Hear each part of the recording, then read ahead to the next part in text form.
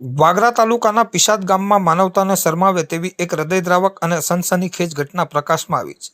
નજીવી બાબતે થયેલ તકરારે એવું રૌદ્ર સ્વરૂપ ધારણ કર્યું કે પળવારમાં એક હસતા રમતા પરિવારનો માળો વિખરાઈ ગયો હતો. પિશાદ ગામના પંચાયત ફળિયામાં રહેતા 75 વર્ષીય વૃદ્ધ પિતા છગનભાઈ અંબાલાલ મકવાણાએ પોતાના જુવાનજોત પુત્રની લાશ જોવાનો વારો આવતા સમગ્ર પંથકમાં અરેરાટી વ્યાપી ગઈ છે. આ લોહિયાળ ઘટનામાં પિતાએ જ હુમલાખોરો વિરુદ્ધ પોલીસ ફરિયાદ નોંધાવી ન્યાયની માંગ કરી છે.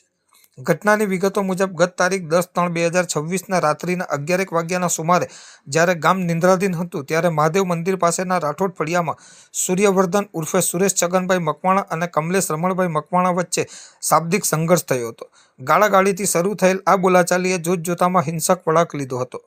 આવેશમાં અંધ બનેલા કમલેશ મકવાણાએ માનવતા નેવે મૂકીને નીચે પડેલી ઈંટ ઉપાડીને સૂર્યવર્ધનના માથાના ભાગે એક પછી એક જનુની ઘા ઝીંકી દીધા હતા. માથા જેવા નાજુક ભાગે થયેલ ગંભીર હુમલાને કારણે સૂર્યવર્ધન લોહી લુહાણ હાલતમાં જમીન પર ઢળી પડ્યો હતો અને કરુણ મોતને ભેટ્યો હતો. આ ધાતકી હત્યાના સમાચાર વાયુવેગે પ્રસરતા વાગરા પોલીસનો કાફલો તાત્કાલિક ઘટના સ્થળે દોડી આવ્યો હતો. પોલીસે મૃતદેહનો કબજો મેળવી વાગરા આરોગ્ય કેન્દ્ર ખાતે પીએમ અર્થે ખસેડ્યો હતો. હત્યાની ગંભીરતાને જોતા ડીવાયએસપી પીએલ ચૌધરી પોતે સ્થળ પર પહોંચ્યા હતા અને તપાસનો ધમધમાટ તેજ કર્યો હતો.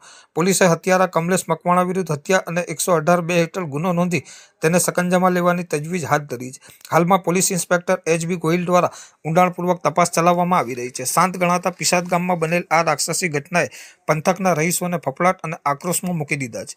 વાગરા પંથકમાં જાણે માનવ લોહી સસ્તું થઈ ગયું હોય તેમ છેલ્લા ટૂંકા ગાળામાં જ હત્યાનો આ ત્રીજો બનાવ સામે આવતા સમગ્ર પંથક ફફડાટ અને આક્રોશમાં ગરકાવ થઈ ગયો છે. લોહીના ડાઘા હજુ સુકાયા નથી ત્યાં એક પછી એક હત્યાના બનાવોએ પોલીસની સક્રિયતા સામે અનેક સવાલો ઊભા કર્યા છે. પ્રથમ રાહડ નજીક બનેલ લોહિયાળ ઘટના, ત્યારબાદ પીપલિયા ગામે થયેલ વૃદ્ધની ધાતકી હત્યા અને હવે પિશાદમાં ખેલાયેલ આ ખૂની ખેલ. વાગરા પંથક જાણે ગુનેગારોનું રણભૂમિ બની ગયું હોય તેવું લાગી રહ્યું છે.